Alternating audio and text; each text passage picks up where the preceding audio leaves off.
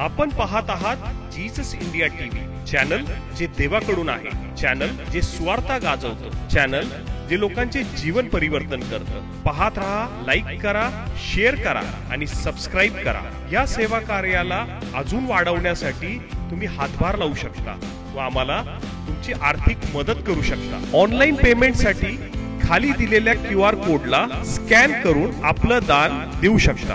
देवाच्या वचनामध्ये आणि तो प्रगट करत आहे. आणि मग त्याच्यामुळं बायबल किती सत्य आहे आणि बायबल कशा पद्धतीनं आम्ही त्याच्यावरती विश्वास ठेवावा आणि देवाच्या वचनाची सत्यता आम्ही पडताळून पाहू. देवाचं वचन सत्य आहे, बाकी काही सत्य नाही. एक वचन वाचू आम्हाला समजेल की येशू त्या ठिकाणामध्ये म्हणत आहे की अरे सैताना माझ्यापासून निघून जा. मग त्याचं शुभवर्तमान 17 अध्याय आणि त्याची 21 पासून ते 21 ते 23 वचन वाचूया. मग त्याचं शुभवर्तमान 17 अध्याय 21 ते 23 वचन. तरी पण प्रार्थना व उपवास या वाचून असल्या जातीचे भूत निघत नाही. स्तोत्र ते त्याला जीवे मारतील. सॉरी मत्तय 17. ते त्याला जीवे मारतील आणि तिसऱ्या दिवशी तो उठविला जाईल. तेव्हा ते फार खिन्न झाले. नंतर ते कफरनहूमात आल्यावर मंदिर पट्टीचा रुपया 17 मध्ये 21 ते 23. तरी पण प्रार्थना व उपवास या वाचून असल्या जातीचे भूत निघत नाही. आपल्या मृत्यूबद्दल येशूने दुसऱ्यांदा केलेले भविष्य ते गालिलात एकत्र जमले असता येशू त्यांना म्हणाला मनुष्याचा पुत्र लोकांच्या हाती धरून दिला जाणार आहे. ते त्याला जीवे मारतील आणि तिसऱ्या दिवशी तो उठविला जाईल. तेव्हा ते फार खिन्न झाले. नंतर ते कफरनहूमात आल्यावर मंदिर पट्टीचा रुपया वसूल करणारे पेत्राकडे येऊन म्हणाले तुमचा गुरु मंदिराच्या पट्टीचा रुपया देत नाही काय. त्याने म्हटलं हो देतात. मग पेत्र घरात आल्यावर तो बोलण्याच्या अगोदर येशू म्हणाला शिमोना तुला काय वाटते. पृथ्वीवरील राजे जकार किंवा पट्टी 16 अध्याय 21 पासून 16 अध्याय तेव्हापासून येशू ख्रिस्त आपल्या शिष्यांना सांगू लागला की मी यरूशलेमेत जाऊन वडील मुख्य याजक व शास्त्री यांच्याकडून पुष्कळ दुःखे सोसावी. जीवे मारले जावे व तिसऱ्या दिवशी उठविले जावे याचे अगत्य आहे. तेव्हा पेत्र त्याला जवळ घेऊन त्याचा निषेध करून म्हणाला प्रभुजी आपणावर दया असो असे आपल्याला होणारच नाही. परंतु तो वळून पेत्राला म्हणाला अरे सैताना माझ्यापुढून निघून जा. तू मला अडखळत नाहीस. कारण देवाच्या गोष्टींकडे तुझे लक्ष नाही, माणसांच्या गोष्टीकडे आहे. येशू त्याच्या शिष्याला पेत्राला म्हणतो अरे सैताना निघून जा. मग खरंच सैतान पेत्रामध्ये होता का? बरंच तुम्ही जाण्याच्या अगोदर आम्ही पाहतो येशू ख्रिस्त पुन्हा एकदा त्या गोष्टीची उजळणी करत आहे. ज्या उद्देशासाठी या पृथ्वी तलावरती तो आलेला आहे. आणि इकडं या पेत्राला सगळ्या शिष्यांना सांगत असताना तो काय म्हणतो देवाच्या योजनेप्रमाणे. मग काय होते देवाची प्लॅनिंग, काय होते देवाची योजना.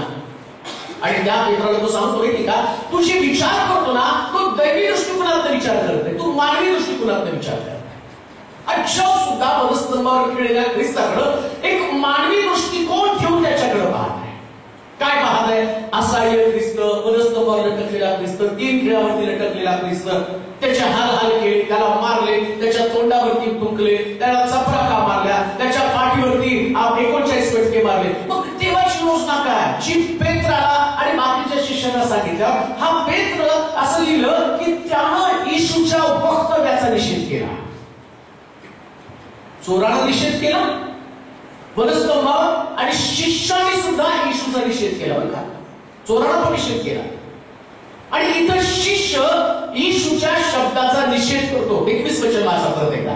तेव्हापासून येशू ख्रिस्त आपल्या शिष्यांना सांगू लागला की मी यरूशलेमेत जाऊन वडील मुख्य याजक व शास्त्री यांच्याकडून पुष्कळ दुःखे सोसली. इतका सुंदर तो सगळा जुना करार आणि देवाची मानवासाठीची असणारी योजना, या सगळ्या गोष्टी शिष्याला समजावून सांगत आहे. तर शास्त्री आणि पुरुषांकडनं या ख्रिस्ताला पुष्कळ दुःख आणि छळ सहन करावा लागणार आहे. का छळ सहन करावा लागणार आहे? काय देवाची योजना होती? आणि शास्त्री आणि पुरुषांकडनंच ती का, त्यांच्याकडनंच या ख्रिस्ताला का छळावं लागणार आहे? त्याचं काय नेमकं शास्त्रात असं लिहिलंय. जर दोष बली किंवा पाप बली अर्पण करायचा तर याजकानं पहिल्यांदा त्याची तपासणी केली पाहिजे. कोणाची? दोष बलीची. तो निर्दोष असला पाहिजे, त्याला चट्टा असू नये, त्याला डाग असू नये, त्याला खुरूक झालेली असता कामा नये, तो आंधळा असता कामा नये. कुणी तपासायचं? याजकानं तपासायचं. आता येशू ख्रिस्त पाण्यात वर येताना बाप्तिस्मा करणारा योहान म्हणतो, हा महाजगाचं पाप हरण करणारा देवाचा कोपरा. मग आता देवाचा कोपरा तपासणी याजकानं करायला पाहिजे. येशू ख्रिस्त मानव जातीसाठी त्या ठिकाणामध्ये उद्धाराची योजना घेऊन आलेला आहे. आणि उद्धाराच्या योजनेमध्ये तो स्वतःच अर्पण आहे, तो स्वतःच यज्ञ पशु आहे. आता यज्ञ पशु जो आहे तो कापायचा म्हणजे त्याला यातना होणार आहे, त्याला वेदना होणार आहे, त्याची तपासणीमध्ये त्याचा छळ होणार आहे. तो यज्ञ पशु तपासताना काय त्याला पाठीवर हात फिरून नाही तपासत, त्याला वेगवेगळ्या पद्धतीने तपासलं. कसं तपासलं? पाठीवरती 39 फटके मारून तपासलं जाणार आहे की खरंच त्याची पाठ मजबूत आहे का. डोक्यामध्ये काट्यांचा मूळ घालून त्याची तपासणी केली जाणार आहे. काय तपासणी होणार आहे? खरंच त्याचं मस्तक आणि प्रॉपर आहे का, योग्य पद्धतीचं आहे का. जे यज्ञ पशुचं मस्तक यज्ञ पशु संबंधानं म्हटलं की त्याची मुंडी पाय आकडे खावे, तर त्या यज्ञ पशुची तपासणी व्हायला पाहिजे. आणि तिथं येशू काय म्हणतो की तुला दैवी गोष्टी समजत नाही. तुला वाटतं की कोणी मरू नये, तुला वाटतं येशूनं वधस्तंभावर मरू नये, पण हे कुठं तुझ्या लक्षात येतं? अरे देवाच्या योजनेचा भाग आहे. कोणती देवाची योजना? याजकाकडनं त्याचा छळ व्हावा. आणि ही गोष्ट आम्ही पाहतो की देवानं दाविदाला पण प्रगट करून ठेवली होती, ज्याच्यावरती आत्मिक मंदिर बांधलं जाणार. आतापर्यंत जेवढे संदेष्टी येऊन गेले, जेवढे ज्ञानी लोक होऊन गेले, जेवढे देवाचे मोठे मोठे संतगण होऊन गेले, परंतु याच्यावर बांधकाम करणं शक्यच नव्हतं ना. प्रत्येकात काहीतरी दोष होता. एलियामध्ये दोष होता, मोशेमध्ये दोष होता, अलिशामध्ये दोष होता, प्रत्येकामध्ये दोष आहे. मग याच्यावर कसं आत्मिक बांधकाम होणार आहे? याच्यावर आत्मिक बांधकाम होऊ शकतच नाही. एक प्रॉपर दगड असला पाहिजे. मला वाटतं स्तोत्र 118 आणि त्याचं 22 वचन पहा. स्तोत्र 118 आणि त्याचं 22 वचन तुम्हाला समजेल. त्या ठिकाणामध्ये येशू का म्हणतो त्याला की त्या ठिकाणामध्ये अरे सैताना निघून जा. बांधणाऱ्यांनी नापसंत केलेला धोंडा दगड कोनशिला झाला. बांधणाऱ्यानं नापसंत केलेला दगड कोनशिला झाला. ज्याच्यावरती आध्यात्मिक जीवन रचलं जावं. प्रॉपर व्यक्ती पाहिजे, प्रॉपर दगड पाहिजे. कोणता दगड?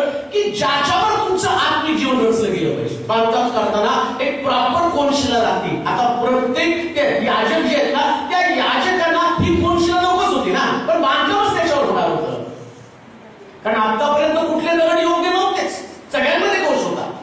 कोणावरती बांधकाम करणार आहे? नोहा नीतिमान मनुष्य होता, ताडवातून बाहेर पडला, दारूवर पडला. तो काय नीतिमान?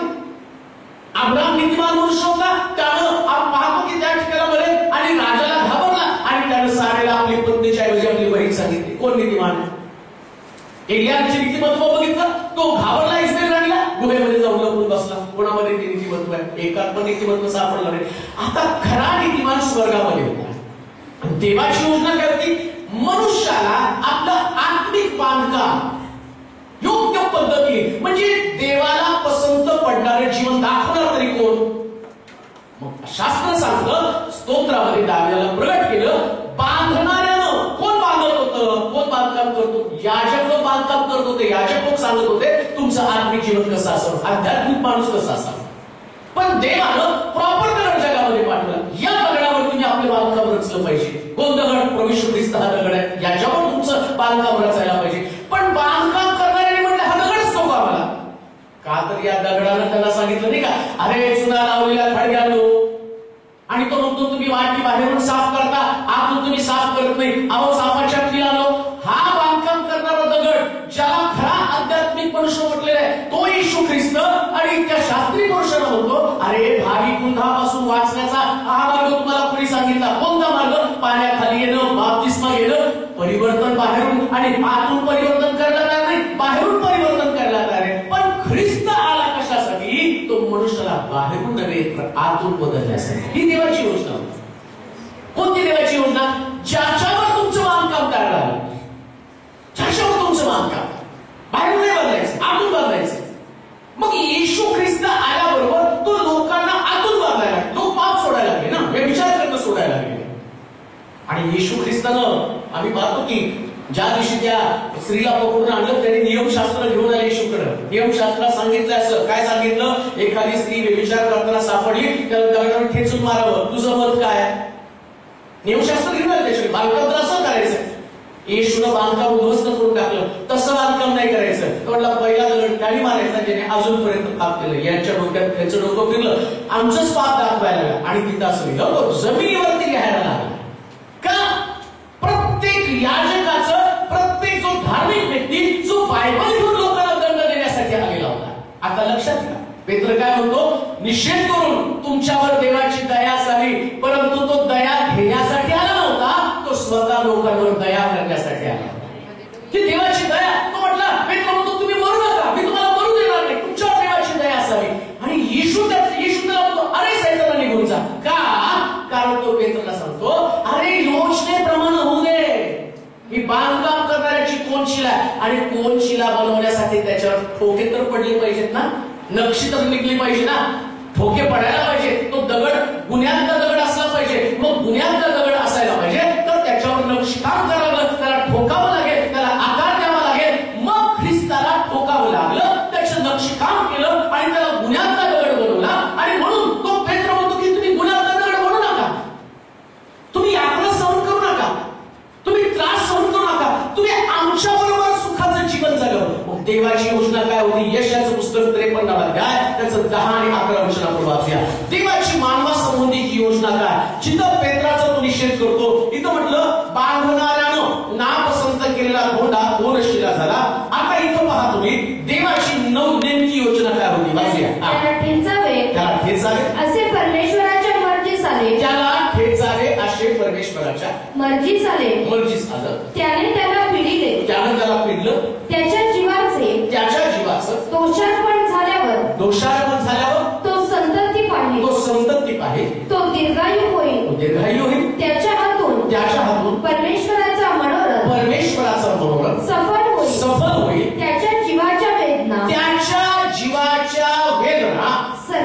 सरल्यावर तो त्याचे फळ पाहून समाधान पावे. कोण समाधान पावे? देव.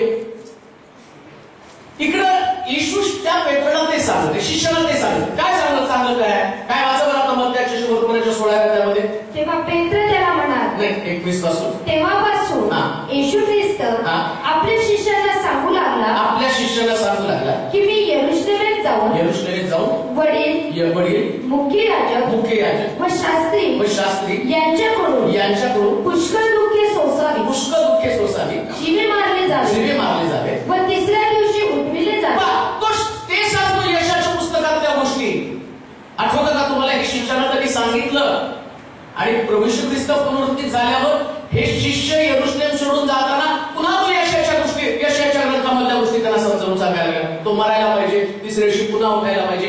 म्हणजे तो शिष्याला ट्रेन करत होता. त्याचं मरण किती महत्वाचं आहे. आणि आज आम्हाला जगाला हेच सांगायचं आहे. काय जगाला कशाची गरज आहे? आज लोक ज्या उपवासामध्ये अडकून पडले, पण त्या उपवासापेक्षा वधस्तंभावरच्या ख्रिस्ताचा मृत्यू सर्वस्व समजलं पाहिजे ना. ते सिक्रेट जे शिष्य असताना पेत्राला समजलं नाही ना. या पेत्राला तो म्हणतो अरे सैताना माझ्यापासून निघून जा. आणि हा जो शब्द आहे दिसणार आहे. तो प्रॉपर त्यानं सैतानाला वापरलेला आहे. आणि आता हा पेत्र तीच गोष्ट बोलत आहे, मी तुम्हाला बोलू देणार नाही, माझी इच्छा नाही तुम्ही मारावं, मला मुळीच वाटत नाही की तुम्ही वधस्तंभावरती लटकावं, मला मुळीच वाटत नाही तुमचा छळ व्हावा. पण तो येशू त्याला समजावून सांगतो, अरे तुझ्या म्हणण्याप्रमाणे नाही, मला देवाच्या म्हणण्याप्रमाणे करायचंय. आणि देवासोबत काय आहे, त्याला ठेचावे. काय करावं त्याचं, आणि यीश ऐकावं का. आता ज्याला उपवास याच्यामध्ये अडकून पडलेल्या लोकांना प्रॉपर गोष्ट समजली ना, तर देवाचं मत काय ते समजणार आहे. देवाचं मत काय, त्यानं वधस्तंभावरती दुःख सहन करावं. कशासाठी सहन करावं, कशासाठी, त्याला ठेचावे, त्याला ठेचावे असे परमेश्वराच्या मर्जीस आले. कारण काय, त्याने त्याला पिडिले, त्यानं त्याला पिडलं, त्याच्या जीवाचं दोषार्पण झाल्यावर तो संतती पाडली. त्याच्या जीवाचं दोषार्पण झालं म्हणजे काय, ज्यांच्यासाठी तो मारला जाईल, माझ्यासाठी मारला जाईल, तुमच्यासाठी मारला जाईल. पेत्रला पण सांगतो, अरे तुझ्यासाठी पण मला मरायचंय, 12 शिष्यांसाठी मरायचंय, जगातल्या प्रत्येक व्यक्तीसाठी मरायचं. योहान 3:16 मध्ये जी गोष्ट सांगितली, देवानं जगावर एवढी प्रीती केली, आपला एकुलता एक पुत्र त्यानं देऊन टाकला. मग आता पेत्रला ते कळतच नाही. पेत्र काय म्हणतो, मरू नका, देऊन टाकला वगैरे सगळं राहू द्या, पण तुम्ही मरू नका. बरेच लोकांना ख्रिस्त कसा पाहिजे, तो वेदना रहित ख्रिस्त असावा. पण देवाची योजना आहे, प्रत्येक व्यक्तीला त्याच्या जीवाच्या मोबदल्याने त्याचं अर्पण होईल, त्याला छळलं जाईल त्याच्यावरती, आणि खटला चालवला जाईल, त्याच्यावरती दोष टाकले जातील, कोकरा अर्पण केला जाईल, त्याचे हाल करण्यात येईल. कशासाठी हाल करावे, तर ज्या व्यक्तीने त्याच्यावरती विश्वास ठेवला, जो व्यक्ती त्याच्यावरती विश्वास ठेवत आहे, त्याच्या मरणावरती विश्वास ठेवत आहे. शास्त्र सांगतं योहान 3:16 मध्ये, मला वाटतं योहान 3:16 मध्ये वाचा म्हणजे तुम्हाला समजेल. देवाने जगावर एवढी प्रीती केली की त्याने आपला एकुलता एक पुत्र दिला. कशासाठी, अशासाठी जो कोणी त्याच्यावर विश्वास ठेवतो त्याचा नाश होऊ नये, तर त्याला सार्वकालिक. देवाची योजना काय, ख्रिस्ताला वधस्तंभी द्यायचं, तो वधस्तंभी गेला, वधस्तंभी गेल्यावर सगळ्या जगाचं पाप त्याच्यावरती लागलं, पाप मेलं. आणि माझा विश्वास काय असायला पाहिजे, माझ्या पापाच्या मोबदल्यामध्ये तो बलिदान झाला, एवढी गोष्ट मी कबूल केली की मला स्वर्गाचं राज्य मिळालं. आणि पेत्रला तीच गोष्ट समजेना, म्हणून येशू म्हटला, तुला दैवी गोष्टी समजायला तयार नाही. दैवी गोष्टी कोणत्या, जर येशू ख्रिस्त वधस्तंभावरती गेला, माझं पाप वधस्तंभावरती गेलं. येशू ख्रिस्त पुनरुत्थान झाला, स्वर्गात गेला, मी पण ख्रिस्ताबरोबर. म्हणून त्या गोष्टी तो बोलल्या, कोणत्या गोष्टी, मरावं आणि तिसऱ्या दिवशी पुन्हा उठावं. मनुष्याचा पुत्र मरावा, तिसऱ्या दिवशी पुन्हा उठावं. माझं वरती वचन. तेव्हापासून येशू ख्रिस्त आपल्या शिष्यांना सांगू लागला, मी यरूशलेमेत जाऊन वडील, मुख्य याजक व शास्त्री यांच्याकडून पुष्कळ दुःखे सोसावे, जीवे मारले जावे व तिसऱ्या दिवशी उठविले जावे, याचे अगत्य आहे. याचं इम्पॉर्टंट महत्व, अगत्य म्हणजे हे महत्व आहे. काय महत्व आहे, जे वचनामध्ये सांगितलं, जगासाठी त्याचं अर्पण होणं महत्वाचं आहे, प्रत्येक व्यक्तीसाठी तो अर्पला जाणं महत्वाचं आहे. मग लोक आता काय करत आहेत माहिती का, ते म्हणतात की हे दुःख सहन आम्ही ख्रिस्ताबरोबर करतो, जे पेत्राच्या डोक्यातली कल्पना होती. कोणती कल्पना होती पेत्राच्या डोक्यामध्ये, पण तो म्हटला नाही का, मी तुमच्या बरोबर मरायला तयार आहे. पेत्र काय म्हटला, आणि आता उपवास करतात म्हणजे लोक काय म्हणतात, आम्ही पण तुझ्या बरोबर. मग येशू काय म्हणला त्याला, कोंबडा हरवण्यापूर्वी म्हणून उपवास धरणारेच त्याला पहिली नाम करतील बरं का. जे ख्रिस्ताबरोबर मरायला उपवास धरायचं म्हणजे काय, ख्रिस्ताबरोबर दुःख सहन कर. मग त्याच्या खाली तो म्हणतो ना, जो प्याला मी पिणार आहे तो तुमच्याच्यानं कधीच पिवणार नाही, असं म्हटलंय बरं का. जो प्याला मी पिणार आहे तो तुमच्याच्यानं पिवणार नाही, पण मी वधस्तंभी मारावं. आणि कशासाठी मारावं, तर देवाचा हेतू, देवाची योजना. काय योजना, सगळ्या मानवजातीसाठी बरं का, ख्रिस्ती लोकांसाठी नाही. येशूचं अर्पण कुठल्याच ख्रिस्ती व्यक्तीसाठी नाही, तर जगातल्या प्रत्येक व्यक्तीसाठी त्याचं बरं आहे. आणि पेत्राला समजायला तयार आहे. पेत्र आपला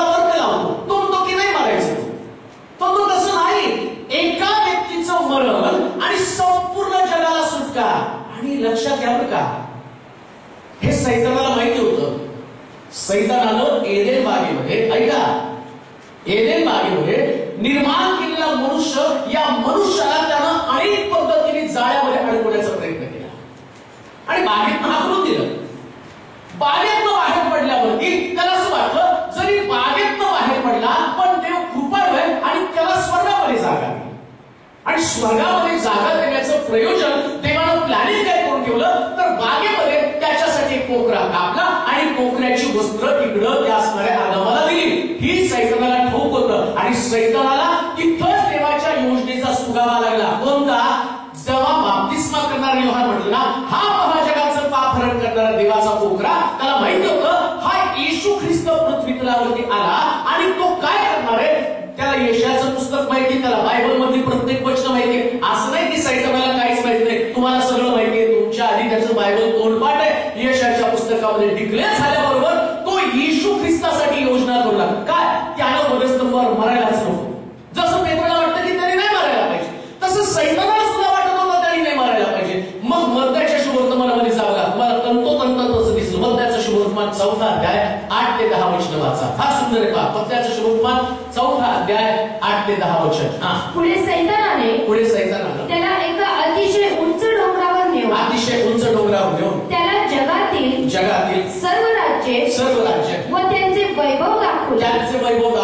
आणि त्याला म्हटलं, तू पाया पडून मला नमन करशील तर मी हे सगळे काही तुला देईन. तेव्हा येशू त्याला म्हणाला, अरे सैताना, चालता हो, कारण असा शास्त्र आलेख आहे की परमेश्वर तुझा देव याला नमन कर. पेत्राला पण काय म्हणला तो? अरे सैताना, माझ्यापुढे निघून जा. आणि सैतानाला काय म्हटला? अरे सैताना. म्हणजे इकडं हा सैतान, असं लिहिलंय त्या ठिकाणामध्ये, तो आला आणि येशू समोर काय प्रस्ताव ठेवतो? मानवासाठी मरू नकोस, मला नमन कर, मी तुला हे राज्य देऊ का? त्याला माहितीये जर येशूने नमन केलं, किती धूर्त आहे बरं का, किती चालाक आहे ते लक्षात घ्या. तो मनुष्याला देवाच्या शब्दामध्येच अडकवण्याचा प्रयत्न करतो. जसं आम्ही पाहतो, या आदमाला त्यानं सांगितलं होतं सगळ्या झाडाचं फळ खा, मधल्या झाडाचं फळ खाऊ नकोस. आणि सैतानानं नेमकं त्याच शब्दामध्ये त्याला अडकवलं. कोणता शब्द? तू मधल्या झाडाचं फळ खाल्लं तर मारणार नाहीस, जिवंत राहशील, तू देवासारखा होशील. आता इकडं येशूला पण काय म्हणतो?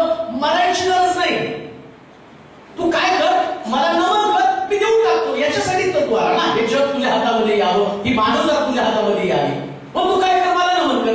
आणि त्याला हे माहितीये पहिल्या मानवानं आज्ञा मोडली, आता दुसरा मानव पण आज्ञा मोडेल, नमन करेल तर. आणि आज्ञा मोडली की जसं पहिल्या मानवाला मरण आलं तसं दुसऱ्या मानवाला परत मरण येणार आहे. पण तो येशू आहे, मग त्या येशूनं काय म्हटलं? अरे सैताना, निघून जा. आता असं लिहिलंय की तो सैतान परत त्याच्याकडे कधी परत आलाच नाही, पण इकडे आला ना, तो डायरेक्ट येशूकडे नाही आला. मग काय झालं? तो पेत्रामध्ये शिरला. येशू ओळखलं त्यानं, हा पेत्राचा शब्द नाही, यानं डोंगरावरती जी गोष्ट केली होती ना, तीच गोष्ट मला परत सांगत आहे की तू मला, तो म्हणला तिथं नमन कर, आता नमन कर, आता भावनिक गोष्टीमध्ये मला अडकवण्याचा प्रयत्न करत आहे. लक्षात घ्या, आत्मिक लोक भावनिक गोष्टीमध्ये कधीच तरी अडकून पडायचं नाही. ज्यास आत्मिक लोक भावनिक गोष्टीमध्ये अडकून पडतात, त्यास देवाची योजना आणि हेतू समजत नाही. पेत्र भावनिक बनवत आहे, येशू इकडं सैतान पण त्याला भावनिक बनवत आहे. तो म्हणतो मला नमन कर. आणि कदाचित ऐका, येशू ख्रिस्त ज्यावेळेस शब्द बोलत होता ना सैतान, तर तो तुमच्या आणि माझ्यासारखा सामान्य माणूस होता. त्यांना असं लिहिलं की त्याला तिथं भूक लागली होती, आणि ज्या भूक लागली ना, त्या चांगली चांगली माणसं चुकीचा निर्णय घेतात. भूक ही सगळ्यात भयानक गोष्ट जगामध्ये कोणत्या? जगामध्ये जास्त क्राईम कशामुळे होत असेल तर फक्त भुकेमुळे. जेव्हा भूक लागते ना, त्यास मनुष्य कुठल्याच गोष्टीचा विचार करत नाही, आणि सैतानानं त्याच प्रकारची परिस्थिती तिथं पाहिली. आठवतं का तुम्हाला? दुष्काळ पडला शमरणामध्ये, त्यावेळेस त्यांना खायला काय मिळत होतं? कबुतराची विष्ठा संपली, गाढवाचं डोकं संपलं. त्या स्त्रियांनी आपापली मुलं कापून खाण्याची ठरवली. भूक इतकी भयानक असते, आणि येशू पण तिथं मानवच आहे. त्या भुकेनं त्याच्या अंतःकरणामध्ये चाललेले विचार, त्याच्या डोक्यातल्या कल्पना त्यांनी जागल्या आणि तो काय म्हणतो माहिती का, एवढ्या पीडा सहन करण्याच्या ऐवजी तुम्हाला नमन कर, कॉम्प्रोमाइज कर. ख्रिस्ताचा वधस्तंभ ज्याला कळाला, येशू ख्रिस्त जे सांगतो देवाची योजना माझ्या बाबतीमध्ये काय, तर मी हाल सहन करावे, मी दुःख सहन करावं. शास्त्रांनी पुरुषां करतं मी माझं दुःख सहन करावं. का तुम्ही का तुम्ही ख्रिस्ती आहात, तुम्ही देवाची निवडली लोक आहात. याजक, शास्त्री आणि पुरुषी यांच्याकडनं त्यानं दुःख भोगलं. मंडळीमध्ये, परिवारामध्ये, धार्मिक लोकांमध्ये चालत असताना अशा अपेक्षा करू नका की कोणी तुम्हाला दुःख देणार नाही. योजना देवाची समजून घ्या, योजना देवाची समजून घ्या. हा पेत्र येशूचा शिष्य असताना त्याच्यामध्ये सैतानानं प्रवेश केला. मग येशूच्या शिष्यामध्ये 3.5 वर्ष येशूच्या सहवासामध्ये राहणाऱ्या पेत्रामध्ये जर सैतान प्रवेश करतो तर या पृथ्वी तलावर तुम्ही कोणत्या का मंडळीचे सभासद असणार. सैतान वेगवेगळ्या लोकांच्या द्वारे तुमच्यामध्ये प्रवेश करून तुम्हाला याच प्रकारे डिस्टर्ब करण्याचा प्रयत्न करेल. त्यास तुम्ही त्याच्यातला सैतान ओळखून म्हटलं पाहिजे, अरे सैताना चालता हो, मी कॉम्प्रोमाइज करणार. हे शिक्षण, हे समजलं पाहिजे सैतान. म्हणून आम्ही अशा प्रकारच्या धार्मिकतेच्या लेवलमध्ये जातो की तिथं फक्त शरीराचा विचार केला जातो. उपवास करायचा, शरीराला त्रास द्यायचा. शरीराला नाही, तुमच्या भावना ज्या आहेत त्या भावनेला त्रास दिला गेला पाहिजे. तुमच्या इमोशन्स आहेत, तो इमोशन्स आमची खेळत आहे येशूच्या, आणि तो येशूला म्हणतो तुम्हाला नमन कर. येशू त्याला म्हणतो अरे सैताना चालता हो. आणि आता पेत्राला सुद्धा तो म्हणतो अरे सैताना चालता हो. का चालता हो? कारण देवाची योजना आहे. तो सैतानाला तो भावनिक गोष्टीमध्ये अडकवतो. का दिले का, किंवा देवाची योजना तुमच्यासाठी असते. ऐका, प्रत्येक व्यक्तीसाठी देवाची एक परफेक्ट योजना आहे, एक परिपूर्ण योजना आहे. आणि ज्या तो व्यक्ती त्या योजनेमध्ये असतो ना, त्या योजनेसाठी त्याला परिश्रम करावा लागतो, माघार नाही घ्यायची त्याला. तसं येशूसाठी योजना होती, पण येशूच्या डोक्यात सुद्धा आलं ना. गेटशमनी बागेमध्ये शेवटची प्रार्थना करताना त्याची प्रार्थना करायची, होईल तर हा प्याला मजपासून काढू दे. त्याला वाटलं की हे कठीण प्रसंग माझ्याकडे नको आहे. आणि इकडे आता पेत्र तीच गोष्ट काय, मित्र म्हणतो ती त्याच्या डोक्यात हे का येण्याचं कारण काय असेल ते पेत्राचं स्टेटमेंट आहे. असं ख्रिस्ताच्या डोक्यात कधीच आलं नव्हतं. याच्या अगोदर तो पेत्राला म्हणतो की पेत्रा, तू मानवी बुद्धीने विचार करत आहे, परंतु कधी कधी आम्ही बोलत असलेल्या वाक्याच्या द्वारे समोरच्या व्यक्तीच्या अंतःकरणामध्ये भीतीची क्रिया निर्माण होत असते. तसं पेत्राच्या त्या बोलण्यानं येशू ख्रिस्त डोंगरावरती प्रार्थना करताना त्याचं वाक्य बदललं. तो होईल तर हा त्याला मजपासून टळू दे. त्याला देवाची योजना माहीत असताना सुद्धा कसं आहे का. आता काही वेळापूर्वी येशू तेच बोलतोय त्याला, काय म्हटलं वाचा ते मग त्याच्या शब्द तुम्हाला 21 पासून 22. तेव्हापासून येशू ख्रिस्त आपल्या शिष्यांना सांगू लागला की मी यरूशलेमेत जाऊन वडील, मुख्य याजक व शास्त्री यांच्याकडून पुष्कळ दुःखे सोसावी, जीवे मारले जावे व तिसऱ्या दिवशी उठविले जावे याचे अगत्य आहे. त्याला माहिती होतं ना, मी मरायला पाहिजे, कबरेमध्ये पुरायला पाहिजे, तिसऱ्या दिवशी पुन्हा उठायला पाहिजे. मग तरी तो प्रार्थना का करतो, होईल तर हा प्याला मजपासून टळू दे. आता तर बोलला तो. मग काय घटना घडली, एकदम त्याचे विचार बदलले आणि तो प्रार्थना करताना देवाजवळ प्रार्थना करतो, होईल तर हा प्याला मजपासून टळू दे. काय कारण होतं त्याचं? कारण एकच आहे, संगती जर तुमच्याकडं दहिक लोकांची असेल तर दहिक लोक आत्मिक लोकांच्या विचारांवरती प्रभाव टाकत असतात. म्हणून बायबल सांगतं कुसंगतीने नीती. येशूचे विचार काही काळ थोड्या वेळापुरते तसे झाले का, तर पेत्राचा एक शब्द, कोणता शब्द जो सैतानानं त्याच्या मुखामध्ये घातला होता, कोणता, तुम्हाला मी बोलू देणार नाही. कोणता शब्द आहे? 22. तेव्हा पेत्र त्याला जवळ घेऊन त्याचा निषेध करून म्हणाला. बघा, आतापर्यंत येशू पेत्राला जवळ करत होता आणि आता पेत्रानं येशूला जवळ घेऊन. लक्षात घ्या, म्हणून कोण तुम्हाला जवळ घेत असेल तरी विश्वास ठेवू नका. किती पण धार्मिक व्यक्ती असला ना, तुम्हाला जवळ घेणाऱ्या व्यक्तीपासूनच तुम्हाला धोका आहे हे येशूनं ओळखलं. आणि येशूनं, आणि हा पेत्र काय जवळ घेऊन म्हणत आहे, देवाची योजना अशा पद्धतीची असू शकत नाही. वाचा, त्याचा निषेध करून म्हणाला, प्रभूजी आपणावर दया असो. आपल्याला असे आपल्याला होणारच नाही. मग देवाने सांगून ठेवलं होणारच आहे. काय होणार आहे? हाल होणार आहे, पटके मारणार आहे, काट्याचा मूठ घालणार आहे. आता पेत्र, त्या पेत्राच्या मुखातनं सैतान येशूला बोलायला लागला, असं काही तुला होणार नाही, काळजी करू नकोस. जसं येशूला डोंगरावरती सैतान म्हटलं नाही का, कशाला